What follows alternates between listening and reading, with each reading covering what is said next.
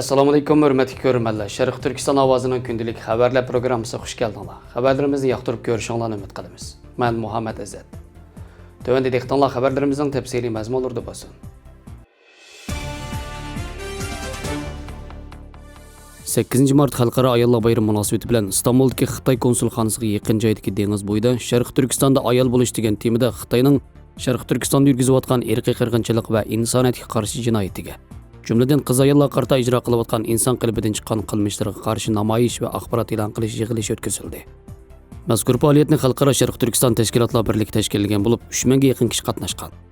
Qo'llarida Sherqiy Türkistan bayrog'i, ota-onalarining, oila a'zolarining, urug' tuqqanlarining, qo'lim qo'shnilarining, do'st yaralarining suratlarini, Xitoy Kompartiyasining jinoyatlari tunishtirilgan plakatlarni ko'targan namoyishchilar yuqori ovozda Xitoy Kompartiyasiga qarshi shuar to'lab noli faryodlarni, razil Xitoy Kompartiyasini butun dunyoga anglatdi.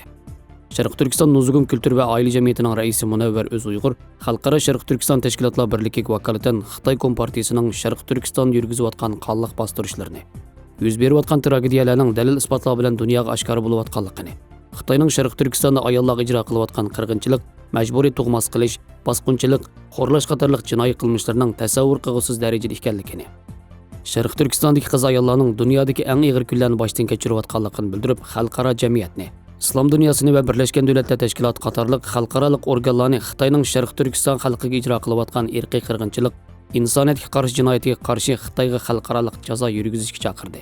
Yig'ilishga Turkiyadagi Yangi Refah partiyasi, Uda partiyasi, Ijob safarbarlik munbiri, insoniy yordam vaqfi qatorliq partiya va tashkilotlarning ayollar bo'limlarining mas'ullari va a'zolari namoyishni qo'llab qatnashdi va ayrim-ayrim muhim so'z qildi.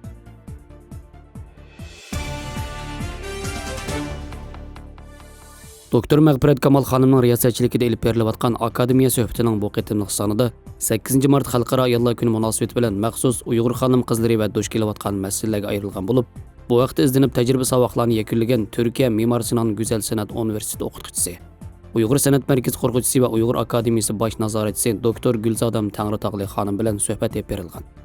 Suhbat jarayonida Gülzadem təңrىtaغلې xonim o'zining 1933-yili Qashqarda qurilgan Sherqiy Türkistan İslam Cumhuriyetining qo'rg'uvchisi va moliya vaziri Atishliq Ali Hojimning davrisi ekanligini so'zlab, tarixda o'tgan mashhur Uyg'ur xonim qizlari va ularning ish izlarini tafsiliy eslatib, hozirgi vaziyat haqida qimmatli fikr bayon qildi.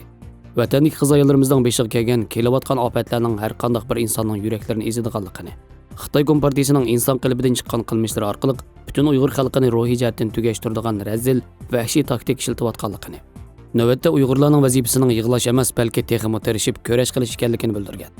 Gülzadem təңrىtaغلې xonim 1989-yili Turkiyada Farhod Qurbon bilan birlikda Uyg'ur san'at markazini tashkillab, Turkiyaning nurg'un shaharlarida va Yevropa o'lkalariga berib Uyg'ur san'atini, madaniyatini tunishtirish faoliyatlarini olib berib, yaxshi ta'sir qo'zg'agan. Gülzadem təңrىtaغلې 1983-yili Beijingda o'qiyotgan chaqlarda san'atkor Abdurahimov bilan birlikda sahnadan o'rin olgan. Shundaqla 1996-yili Ko'rash Kusan va boshqa peshqadam san'atkorlar bilan birlikda san'at faoliyatlari olib 50-yillardan keyingi mashhur Uyg'ur xonimlar albatta har soatdan yetishib chiqdi. O zamanki xonimlar tirishchan, ishchan xonimlar ko'p chiqdi har sohada. Nurg'un to'solg'ularga uchragan bo'lsin-u, tatib chiqarishlarda, ellik millatchi deb qalpoq kiygizishlarda, yana birisini pomishchikning bolasi, qizi degan, ya'ni ko'p to'solg'ularga uchragan bo'lsin-u, yana nurg'un qatır sayılır nimelerimiz var, çoğunlarımız, ayallarımız var. Uların hemmisini tek tek ağızga alsak baktığımız. Erkin Asya Radyosu'nun 8 Mart xəvərində Amerika Dövlət Məclisinin demokratlar və cumhuriyetçilərdən bo'lgan 2 nəfər avam palata a'zosi Uyg'urlarni Amerika qabul qilishni teziltishini talab qilish uchun bu hafta ichida qonun loyihasi sunadiganligini bildirgan. Bu tunji qatam Amerika Davlat Majlisida Uyg'ur musofirlarini qabul qilish to'g'risidagi qonun loyihasining sunilishi bo'lib, Reuters agentligining xabar qilishicha, Uyg'ur kishilik huquqini qo'g'dash qonun loyihasi nomli bu loyihani Demokratik Avom palata a'zosi Ted Dog bilan Cumhuriyetchi Avom palata a'zosi Mario Diaz birlikda tayyorlagan ekan. Mazkur qonun loyihasini bu hafta ichida sunadiganligini, agar qonun loyihasi ma'qullansa, uning iltimos qilgan Uyg'ur musofirlarining Amerika musofirlar sistemasida oldin o'ylashadigan kishilar muomalasiga erishadiganligini ta'kidlagan. qonun loyihasi jumhuriyatchilardan qancha kishining qo'llashiga erishadiganligi ma'lum emas. Lekin Reuters agentligining bildirishicha, qonun loyihasini tuzuvchilar davlat majlisidagi mo'tadil jumhuriyatchilarning qo'llashiga erishishiga ishonch bilan qaraydi ekan. Ma'lum bo'lishicha, bu qonun loyihasi Uyg'ur musofirlarining Birlashgan Davlatlar Tashkilotiga iltimos qilishdan otlab o'tib, Amerika hukumatiga bevosita iltimos qilishiga imkoniyat yaratib berdi ekan. Bu orqali Uyg'ur musofirlari Birlashgan Davlatlar Tashkilotiga iltimos qilsa, ular turishliq 3-davlatning Xitoyni xabarlantirib, Xitoyning Uyg'ur musofirlarini qaytarib ketishini talab qilish xavfini azaytadi ekan. Avam palata a'zosi Ted Dog Reuters agentligiga qilgan so'zida bu Amerika tashqi siyosati va insonparvarlikning eng yaxshi an'anasining davomi degan.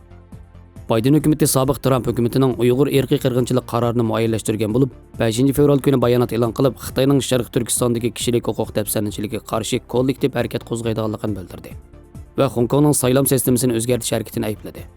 Amerika Tashqi ishlar ministrligining bayonotchisi Ted Price juma kundagi axborot e'lon qilish yig'inida Amerikaning ittifoqdoshlari va sheriklari bilan hamkorlashib, Xitoyning Sherqiy Türkistandagi Uyg'ur va boshqa turk musulmonlarga qaratgan ziyonkashliklari, Hong Kongda bo'lgan bostirishini o'rtaq ravishda ayblash uchun harakat qilayotganligini bildirdi.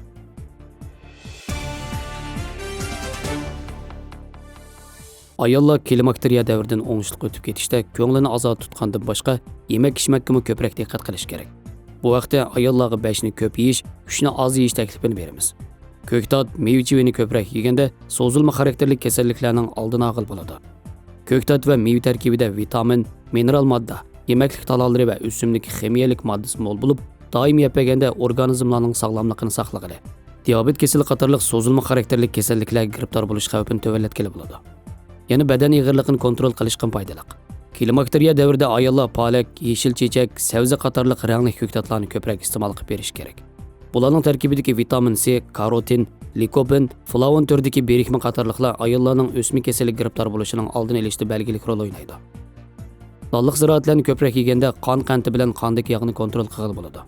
Dalliq ziroat tarkibida pishiqlab ishlangan yemeklarga qaraganda yemeklik talosi, B turdagi vitaminlar, vitamin E, sinik, temir qatorliq mineral moddalar texmi ko'p.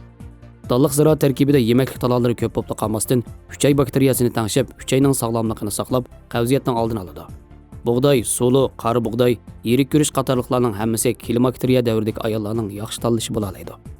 Süt va süt mahsulotlarini ko'proq yeganda kalsiy to'liqligi bo'ladi. Klimakteriya davridagi ayollar süt va süt mahsulotlarining qabul qilishini ko'paytirish kerak.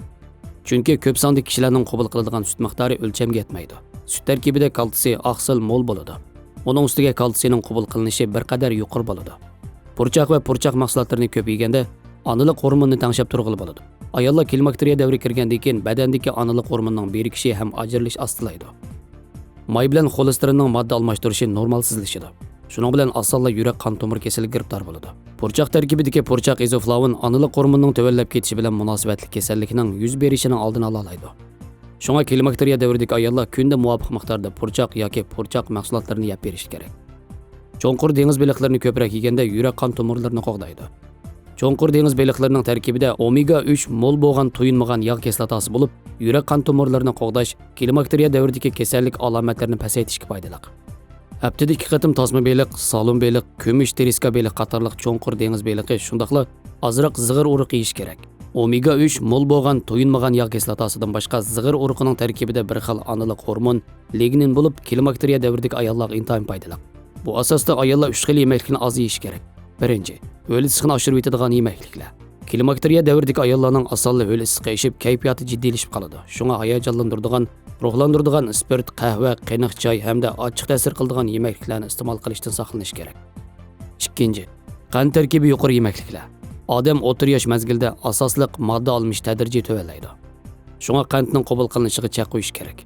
Masalan, tatliq ichimliklar va tatliq yemeklik qatorliqlar. Uchinchi, yog' va tuz tarkibi yuqori yemekliklar. Klimakteriya davridagi ayollar imkon bor maysiz yemekliklarni yeyishi, parangi yaproqchisi, qiyizi qatorliq yog' va tuz tarkibi yuqori yemekliklarni yeyishdan saqlanish kerak.